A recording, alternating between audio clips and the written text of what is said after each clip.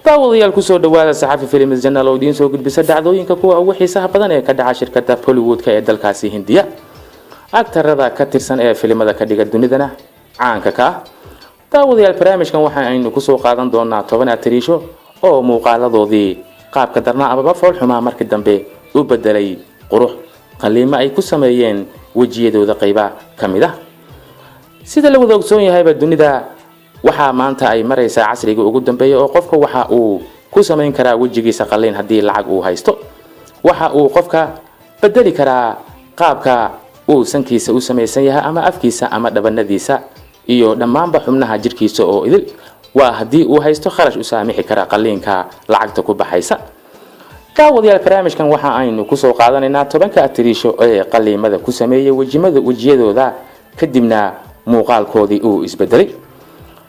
atrishada koowaad ee aan soo qaadanayno waa atrishada caanka ah ee ka tirsan shirkadda Hollywood ka ahna xidigta koowaad ee dhanka abaalmarinta waa Kajal muuqaaladeedii hore ee ay filimada ku dhigtay waxa ay ahaayeen qaabkii ay ku dhalatay balse ugu dambeyn markii uu soo baxay qaliimadan casriga ah waxa ay wajigeeda ku sameysay qaliino kala duwan. waxa ay Kajal markii koowaad bedeshay midabka ay u dhalatay oo waxa ay sameysay midab cadaanka u dhow kadibna waxa ay kala qaliin ku sameysay sankeeda iyo qanjaha iyo ciridka intaba waxa ay ku sameysay qaliinkaasi kadib Kajal muuqaalkeedii waa uu isbedelay oo waxa ay noqotay gabar aad u qurux badan waxaana uga baxay kharashaad aad u badan bedelidii ay wajigeeda bedeshay balse muuqaaladeedii ayaa waxa ay noqdeen kuwa dadka soo jiitay filmadeeda daawada. jilaaga labaad ee iyadana muuqaaladeedii bedeshay waxa ay tahay atrishada caanka ee Karishma Kapoor. inkastoo Karishma Kapoor aysan qaliimo badan wajigeeda aysan ku sameyn waxa ay bedelaad ku sameysay dhanka midabka oo ay isticmaashay daawooyin amaba maqaarka laftiisa ayaa lagu sameeyay operationo bedelaya. waxa ay kaloo Karishma Kapoor ay bedeshay bishimaheeda iyada oo bishimaheedu ay aad u yaryaraayeen markii dambana ka dhigtay bishima xoogaa muuqaalkoodu uu wanaagsan yahay oo ay soo jiidasho leh. daawadayaal Karishma Kapoor kaliya maahan atrishooyinka qaliinka ku sameeyay wajiyadooda ee atrishada saddexaadna waxa ay tahay atrishada caanka ah ee kamid ah xidigaha Hollywood kuwooda ugu firfircoon ee Deepika Padukone. Deepika Padukone soo galideedii jiliinka muuqaaladeedii hore waxa ay ahaayeen kuwa sida ay ku dhalatay balse ugu dambeyn waxa ay sameysay qaliino kala duwan. ugu horeynba waxa ay qaliin ku sameysay dhanka sanka iyada oo sankeeda bedeshay labada dhinacna ka soo yareysay dhabanada laftooda qaliin ayay ku sameysay. qoorta waxa ay ku lahayd cabaayado laaba oo ay ku dhalatay balse markii dambe feera ayaa laga mariyay.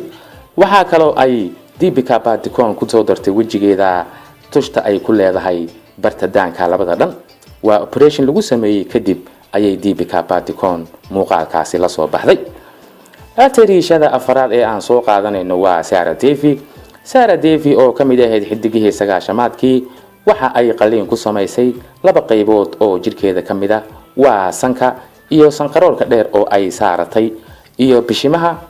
waxa kale ay bedeshay midabkeedii iyada oo midabkeedii asalka ahaa uu u dhawaa maariinka amaba hindida madmadow balse ugu dambeyn waxa ay noqotay jilaa aad u cad oo waxaad moodaa in midabka cadaanka ay u dhalatay. atrishada kale ee shanaad ee aan soo qaadanayno waa atrishada caanka ee Priyanka Chopra.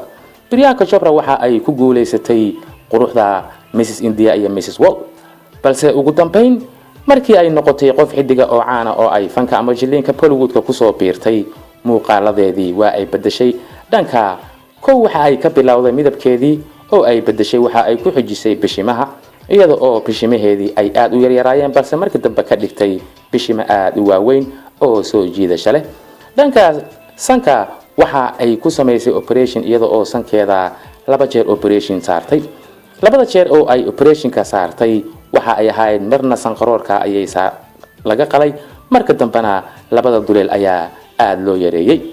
waxa ayna arintaasi ku bixisay lacag aad u tiro badan. atrishada lixaad ee aan soo qaadanayno waa atrishada caanka ee dhanka modelka xayeysiimaha lacagaha ugu badan ay siiyaan waa Bipasha Basu. Bipasha Basu waxa ay operation ku samaysay dhanka afka, waayo filmadeeda hore markii aad daawatid Bipasha Basu afkeeda waa uu weynaa balse ugu dambeyn waa la soo yareeyay operation lagu sameeyay.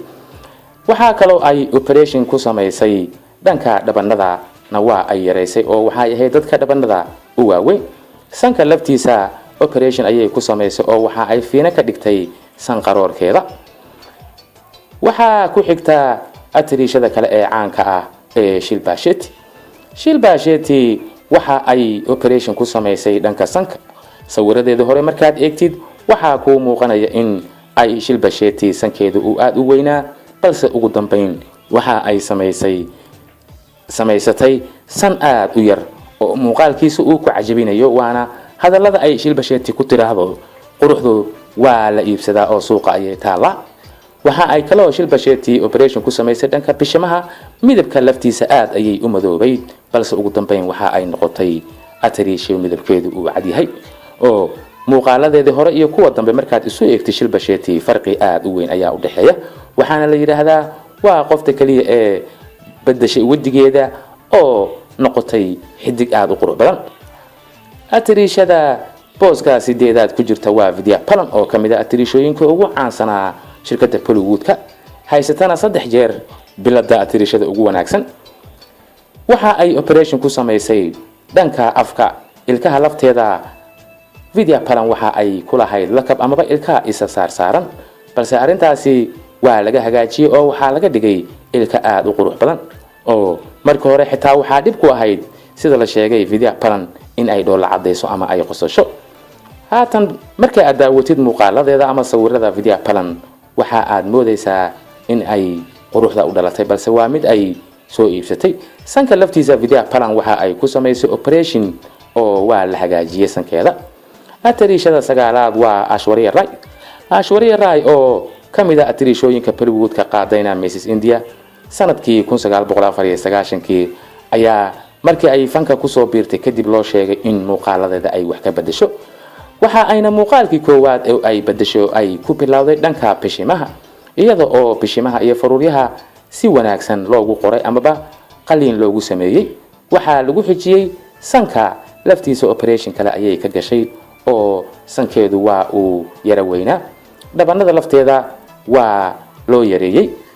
atriishada ugu dambeysa ee aan barnaamijka ku soo qaadanayno waa atriishada caanka ee Rani Mukherjee.